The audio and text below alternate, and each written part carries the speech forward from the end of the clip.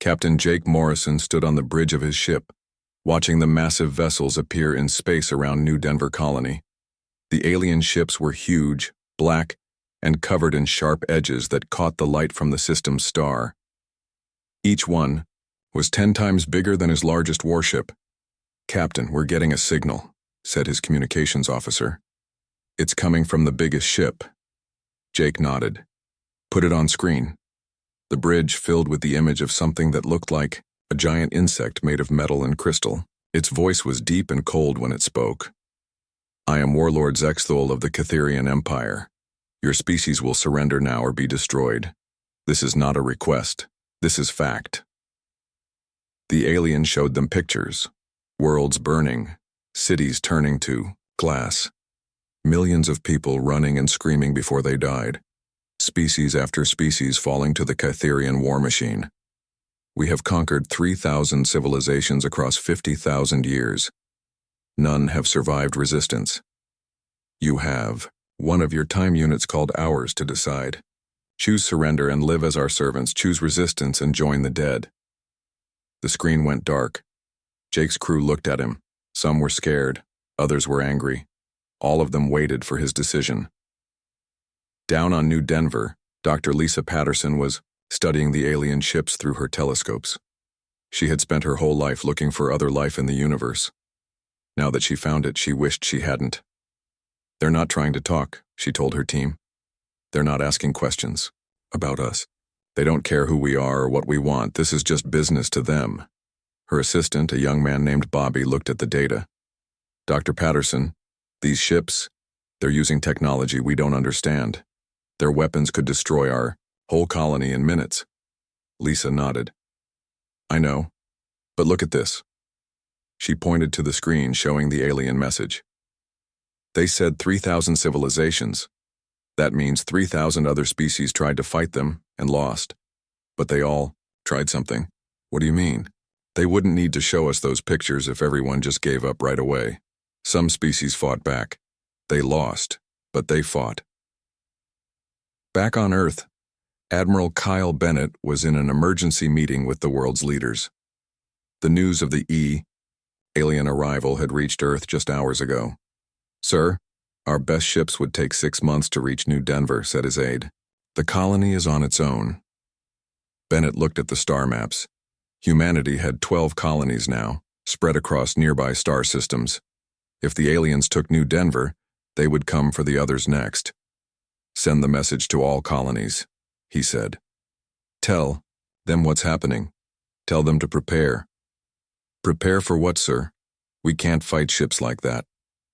Bennett was quiet for a moment. "We prepare to be human." On New Denver, Captain Morrison called a meeting with all the colony leaders. The room was full of miners, farmers, engineers, and families who had come to this world to build a new life. Colonel Ryan Hayes, the military commander, spoke first. "I won't lie to you. Those ships out there can destroy us easily. Our weapons, our toys compared to theirs." A woman named Martha, who ran the farming district, stood up. "So what do we do, give up?" Morrison looked around the room. "The aliens gave us 1 hour to decide. That hour ended 6 hours ago." Everyone started talking at once. Some wanted to surrender. Others wanted to fight. The noise got louder and louder, until Morrison raised his hand. "The aliens are waiting for our answer," he said. "But I think we already gave it to them. We didn't surrender when they told us to. We're still here, still talking, still planning. That's our answer." Dr. Patterson walked into the room.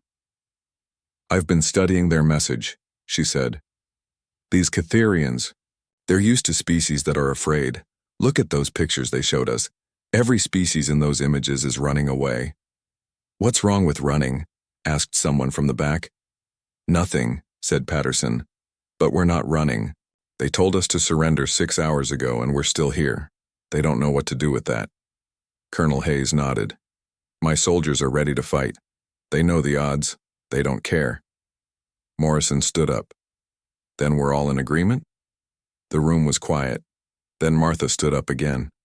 "My family came here to build something. If we give up now, we didn't build anything. We just wasted our time." One by one, others stood up. The miners, the engineers, the teachers, the doctors, even the children seemed to understand. Morrison opened a communication channel to the alien fleet. Warlord Zexthul, this is Captain Morrison of New Denver Colony. We have considered your offer. The alien's face appeared on screen again. Its metal features showed no emotion. You will surrender? No, Morrison said simply. We will not surrender. We will not serve. We understand that you are stronger than us. We understand that you have better weapons and more ships. We understand that we will probably lose. The alien was quiet for a long moment. Then you choose death. We choose to remain human, Morrison replied. We choose to fight for our home, our families, and our freedom. We choose to make you work for this victory.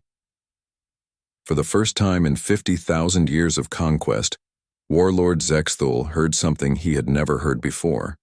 Not the screams of the terrified, not the pleas of the desperate, not the silence of the defeated. He heard defiance. Why? The alien asked, and for the first time his voice sounded confused instead of certain. Why won't you run, human? Morrison smiled, because running away from bullies never stopped them from being bullies. The communication ended. In space above New Denver, the Catherian fleet began moving into attack position. On the planet below, humans began preparing for war. Neither side knew that this moment would change the galaxy forever. The first Catherian attack came at dawn. Their ships filled the sky like black clouds, firing beams of energy that turned buildings into dust. Colonel Ryan Hayes watched from his command post as the alien weapons struck the outer settlements. There, following a pattern, he told his officers. First they hit the military targets, then the power plants, then the communication centers, just like the book says they should. Lieutenant Amy Foster ran into the bunker.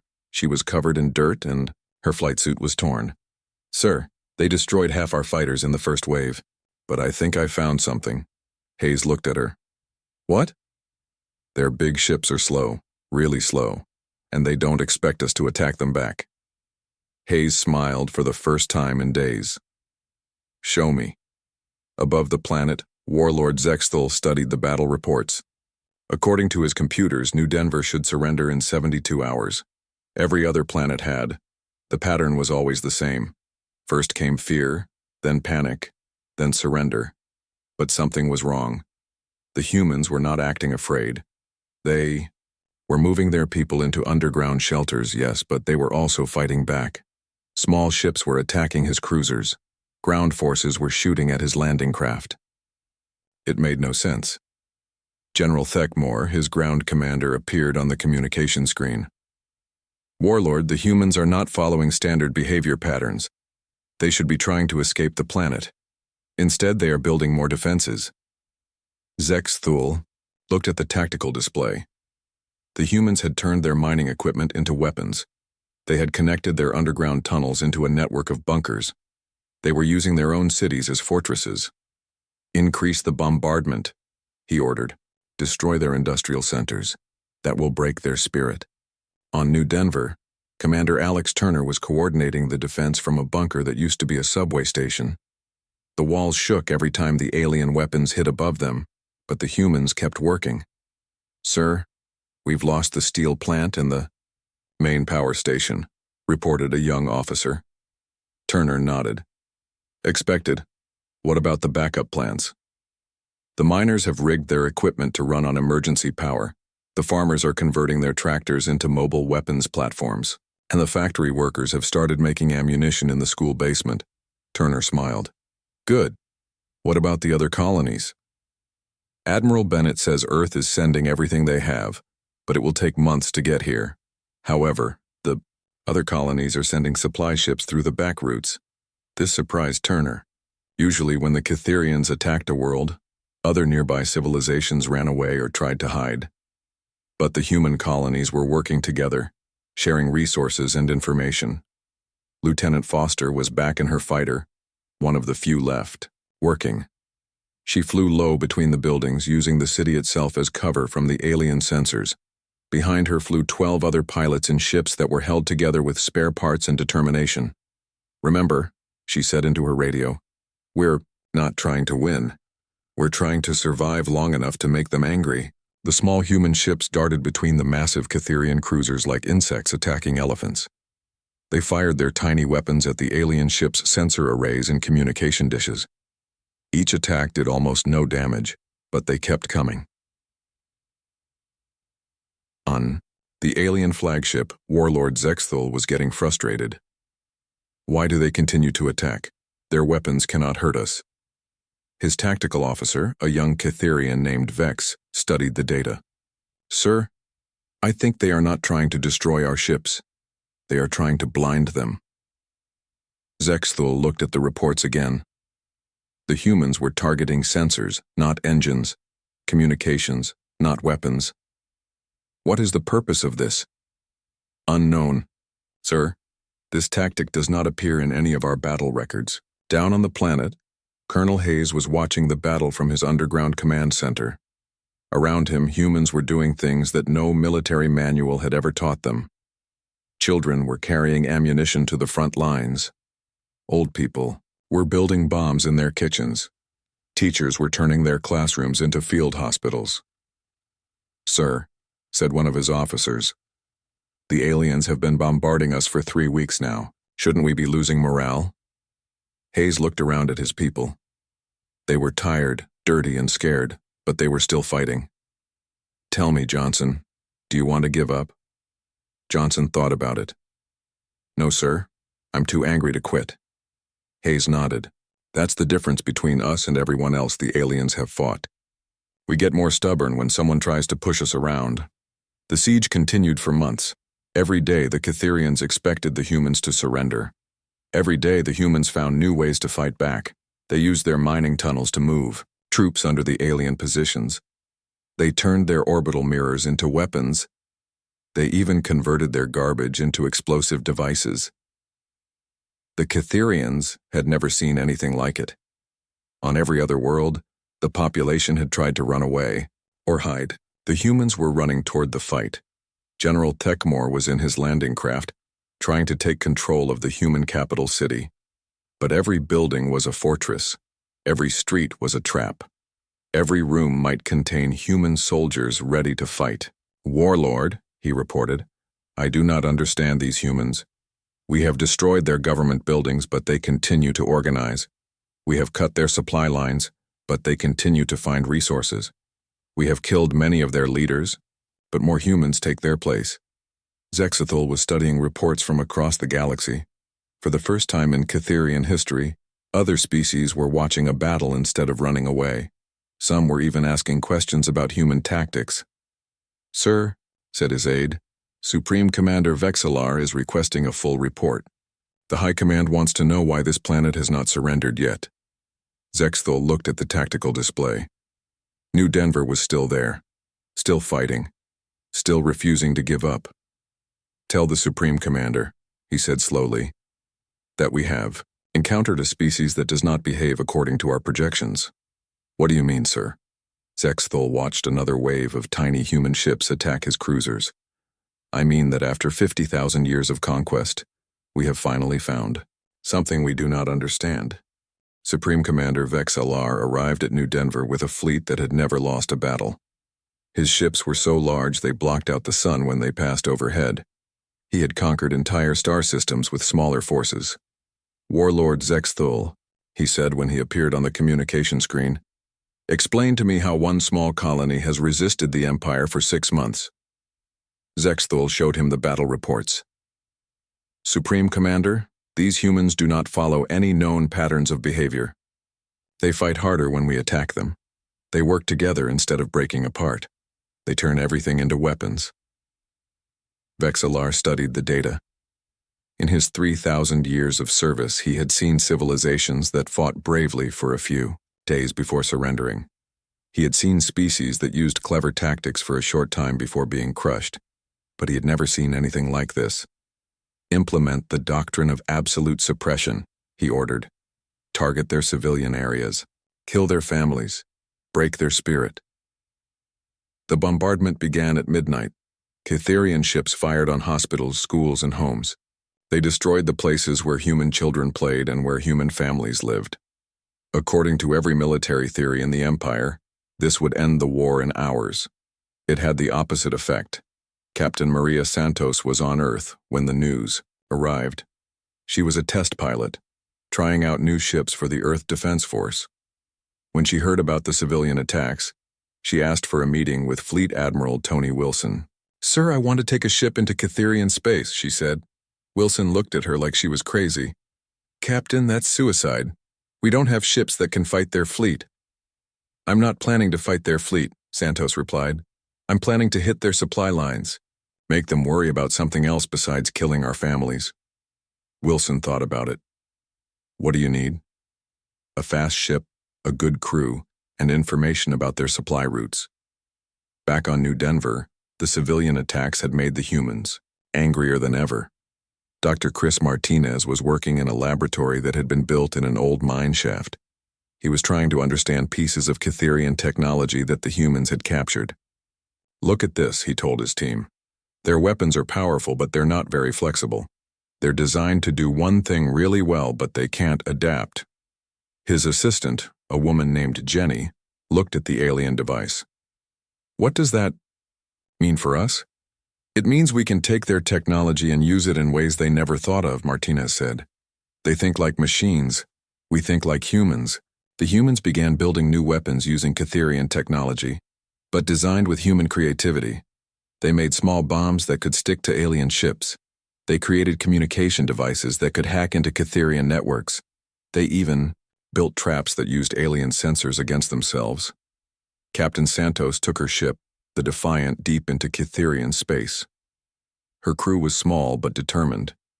They found the enemy supply lines and began attacking them with hit-and-run tactics. "Remember," she told her crew, "we're not trying to destroy everything. We're trying to make them think there are humans everywhere." The Defiant attacked supply ships, destroyed communication stations, and planted tracking devices on Catherian vessels. Each attack was small, but they added up.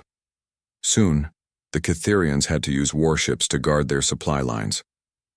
On the Catherian homeworld, War Council was meeting for the first time in centuries. The council only met when the Empire faced a serious threat. Elder Kexthol, the oldest military leader in Catherian history, spoke to the assembled commanders. "In 50,000 years of expansion, we have never faced a species like these humans," he said. "They do not surrender when defeated. They do not flee when attacked. They do not break when their families are killed." A young commander named Thek spoke up. "Elder, surely they must have some weakness. Every species breaks eventually." Kexthul was quiet for a long moment. "That is what we have always believed, but these humans are making us question our beliefs." Back at New Denver, the siege was entering its 8th month. The colony was mostly destroyed, but the humans were still fighting. They had built a new city underground, connected by tunnels and hidden chambers. Colonel Hayes was meeting with his officers in a bunker that used to be a shopping mall. "Sir," said one of them, "our scouts report that the aliens are bringing in more ships. Big ones." Hayes nodded. "Expected. What about our supply situation?" "The underground farms are producing food, the workshops are making ammunition, and we just received a message from Captain Santos. She's disrupted 3 alien supply convoys this week." Hayes smiled. "Good. What about morale?" The officer looked around at the other humans in the bunker. Despite months of bombing, despite losing their homes, despite being outnumbered 1,000 to 1, they were still working, still fighting, still hoping. "Sir, I think morale is fine. People are angry, but they're not giving up. If anything, they're more determined than ever." Supreme Commander Vexillar was studying reports from across his territory. The humans' small attacks were forcing him to defend supply lines he had never worried about before. Other species in the Empire were watching the war with interest. Some were even asking questions about human tactics. "Sir," said his aide, "we have reports of unrest on 12 worlds. The local populations are asking why the humans can resist when they could not." Vexillar felt something he had never experienced before: doubt. "What are our casualty reports?" We have lost 40 ships to human attacks, not destroyed but damaged enough to require repair. We have also lost 16 supply vessels and 31 communication stations. The numbers were small compared to the size of the Catherian fleet, but they were not zero. In 50,000 years of conquest, the Empire had never lost even one ship to a species they were trying to conquer. Sir, the aide continued, there is something else. Our psychological warfare specialists report that human morale is actually increasing under bombardment. This has never happened before. Vexillar looked at the tactical display showing New Denver. The human colony was a ruin, but it was still there, still fighting, still refusing to surrender. Prepare the reserve fleets, he ordered. If these humans will not break under normal pressure, we will apply pressure beyond anything we have ever used before. But even as he gave the order, Vexillar wondered if more pressure would work. Everything they had tried so far had only made the humans fight harder. For the first time in his long life, the supreme commander of the Catherian Empire was not certain of victory. 2 years had passed since the first Catherian ships arrived at New Denver. The war had spread to 12 human colonies and cost both sides more than anyone had expected. President Helen Clark sat in her office on Earth, reading reports from across human space. Every human colony was under attack, but none had surrendered. The Catherians controlled the space around most human worlds, but they could not control the planets themselves. Everywhere they landed, humans fought back. Madam President, said her aide, General Stone is here for the briefing. General Peter Stone entered the room carrying a thick folder of papers. He was the head of Special Operations Command, the group that planned humanity's secret attacks on Catherian targets. What's our situation, General? Clark asked. Stone opened his folder. We now have human teams operating in 47 Catherian star systems. They're attacking supply lines, destroying communication networks, and gathering intelligence. The aliens have to use military ships to guard things they never worried about before. Clark nodded. What about the other species in the Empire? Are they responding to our broadcasts? Yes, ma'am. Dr. Kim's Psychological Warfare Division has been sending messages to conquered worlds throughout Catherian space. We're telling them that resistance is possible, that the Empire can be fought. Dr. Rachel Kim was working in a secret facility on the moon. Her job was to study Catherian psychology and find ways to use it against them. She had discovered something important about their enemy. The Catherians have ruled for 50,000 years, she explained to her team. They've never had to deal with doubt or uncertainty. Every battle they've ever fought has ended the same way. They win quickly and completely. Her assistant, a young man named Dave, looked at the data. So what happens when they can't win quickly? They don't know, Kim replied. For the first time in their history, they're facing a problem they can't solve with overwhelming force. It's making them question everything they believe about themselves. On the Catherian homeworld, War Prime Kexthul was coming out of retirement. He was the oldest living Catherian military commander, and he had personally conquered over 10,000 worlds. The Emperor himself had asked him to study the human problem. Kexthul reviewed the battle reports from the past 2 years. According to every military theory he knew, the war should have been over in days. The humans had inferior technology, smaller numbers, and no experience fighting a galactic empire. Yet they were still fighting. Bring me the psychological profiles of the human leaders, he ordered his staff. I want to understand how they think.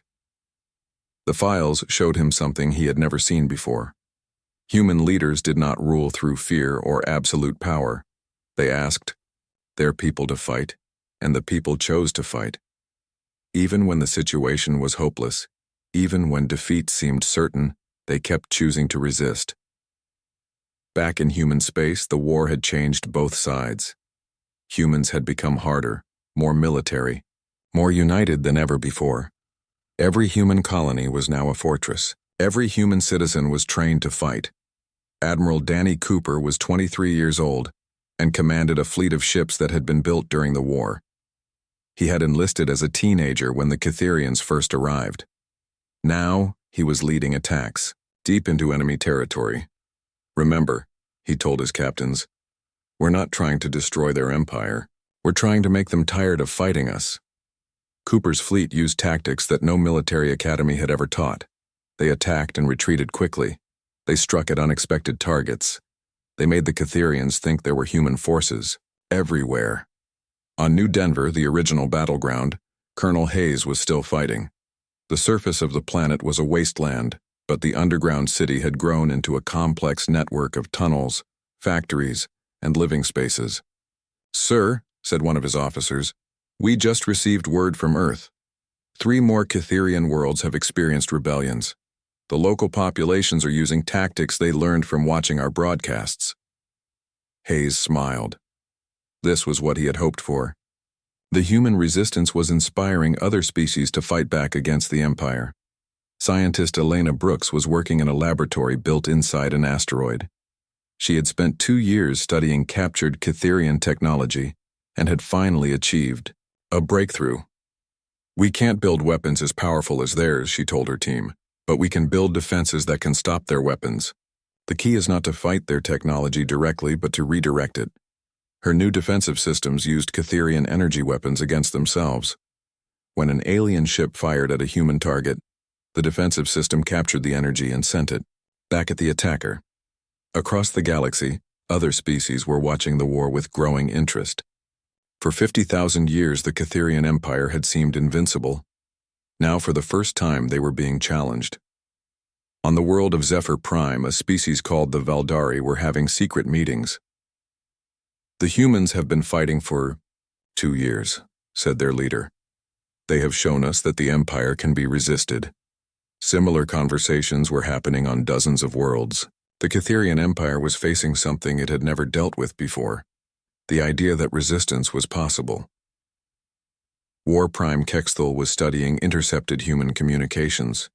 He was trying to understand what made them different from every other species the Empire had conquered. "They do not fight because they think they will win," he told his aide. "They fight because they believe fighting is right. This is a concept we have never encountered before." "What does it mean, War Prime?" Kexthal was quiet for a long moment. "It means that even if we defeat them militarily, we cannot defeat what they represent. The idea that an empire can be challenged will spread to other worlds." On Earth, President Clark was preparing for a speech that would be broadcast across human space and beyond. She knew that other species were listening, waiting to see if humanity would continue to fight. "My fellow humans," she began, "and all others who can hear this message, we have been at war for 2 years. We have lost colonies, ships, and many brave people, but we have not lost what makes us human." She paused, looking directly into the camera. "We fight not because we hate our enemies, but because we love our freedom. We resist not because we are certain of victory, but because we are certain that some things are worth fighting for, even against impossible odds." Across the galaxy, the message was heard on thousands of worlds. In the Catherian Empire, species that had been conquered long ago listened to words they had almost forgotten: hope, resistance, and freedom. The war continued, but it was no longer just between humans and Catherians. It had become something larger, something that would change the galaxy forever. 3 years into the war, Emperor Kexthal made a decision that shocked the entire Catherian Empire. He sent a message to Earth asking for peace talks. For the first time in 50,000 years, the Catherians were offering to negotiate instead of demanding surrender. Admiral Danny Cooper received the message while commanding a fleet near the Centauri system. He had grown up during the war and knew nothing but fighting. The idea of peace talks seemed impossible. "Sir," said his communications officer, "Earth Command wants you to escort the human delegation to the meeting point." Cooper looked at his ships. They were built for war, crewed by people who had learned to fight against impossible odds. "Where's the meeting?" "Neutral station in the Ross system." Both sides agreed to meet there. Ambassador Nathan Price had never expected to be humanity's representative in peace talks with an alien empire. He was a diplomat who had spent the war trying to keep human colonies working together. Now he had to speak for his entire species. "What? Should I tell them?" he asked President Clark before leaving Earth. Clark thought about the question. 3 years of war had changed humanity forever. They were no longer the peaceful colonists who had just wanted to explore space. They had become something harder, something that refused to give up. "Tell them the truth," she said. "Tell them who we are." On the Catherian homeworld, Emperor Kexthul was preparing for something he had never done before. In his long reign, he had received surrender from thousands of species. He had accepted tributes from conquered worlds, but he had never sat down with an enemy as an equal. War Prime Kexthul approached the Emperor's throne. "My lord, are you certain about this course of action? We have never negotiated with a species we were conquering." The Emperor looked at the reports from across his empire. Rebellions were breaking out on dozens of worlds. Species that had been peaceful for thousands of years were suddenly asking questions about freedom and resistance.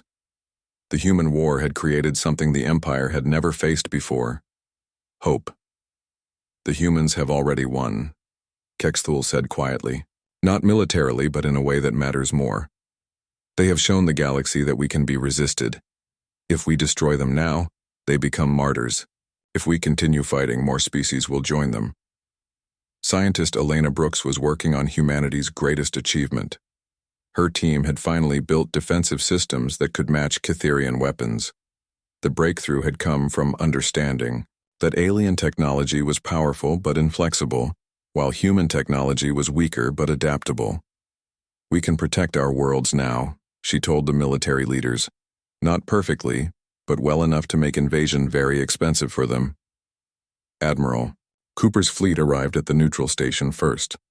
The humans had built the station quickly, using designs that combined their own engineering with captured Catherian technology. It was a symbol of how the war had changed both sides. The Catherian delegation arrived in a single, massive ship. Ambassador Price watched through the station's windows as the alien vessel docked. He had studied everything humans knew about Catherian culture, but he still felt nervous. Emperor Kexthul himself came aboard the station. He was ancient, even by Catherian standards, his metal and crystal body showing the wear of millennia. Behind him came War Prime Kexthul and other high-ranking officials. The meeting room was simple: a table, chairs designed for both human and Catherian bodies, and recording devices to preserve whatever was said. Emperor Kexthul spoke first. "Ambassador Price of the human species, we have come to discuss terms for ending this conflict." Price looked at the alien ruler who commanded 100,000 worlds.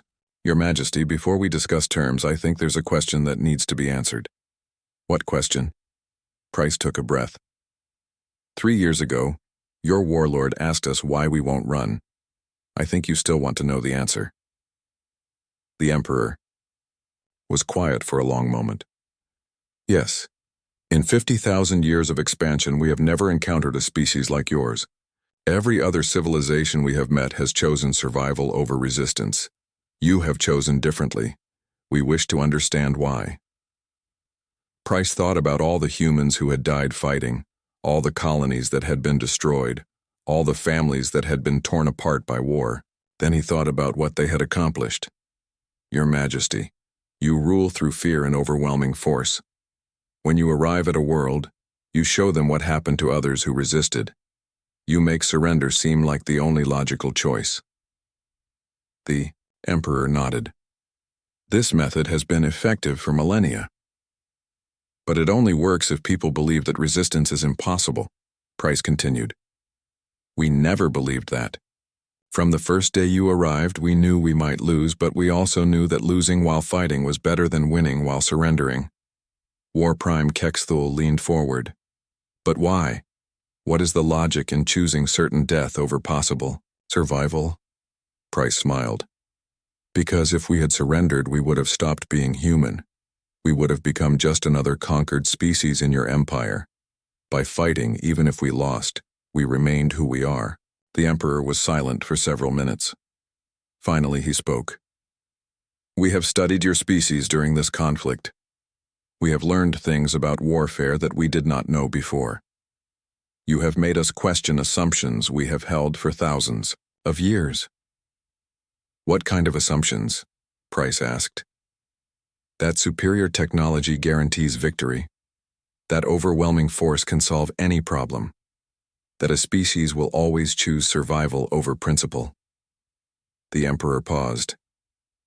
You have taught us that some things cannot be conquered, only destroyed, and destroying them diminishes the conqueror. Price felt a moment of hope. So what are you proposing? A treaty. The Catherian Empire will recognize human independence. Your colonies will be left alone.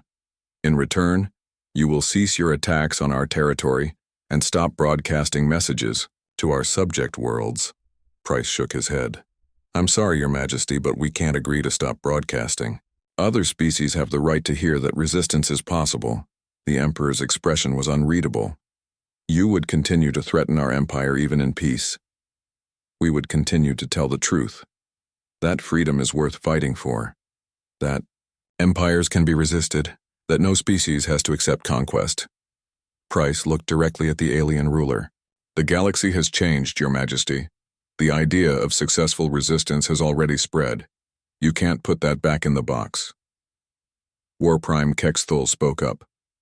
Then what you offer is not peace, but a different kind of war. Price considered this. Maybe. Or maybe it's evolution. Your empire has stayed the same for 50,000 years, but empires that don't change eventually fall. Perhaps it's time for the galaxy to grow beyond conquest and submission. The Emperor was quiet for a long time. When he finally spoke, his voice was different, uncertain in a way that Catherians had not sounded for millennia. Perhaps you are right, Ambassador Price. Perhaps it is time for change. The peace treaty was signed 3 hours later. It was not the surrender that the Catherian Empire had expected, nor the glorious victory that humanity had dreamed of. It was something new, an agreement between equals. As the delegations prepared to leave, Emperor Kexthul asked Price one final question. What will your species do now? Price thought about it. We'll keep being human. We'll explore, we'll build, we'll learn. And if someone tries to conquer us again, we'll fight. And if other species ask for your help in resisting conquest, Price smiled. Then we'll teach them what we've learned, that running away doesn't stop bullies, that some things are worth fighting for, and that sometimes the impossible is just difficult. The war was over, but the galaxy would never be the same.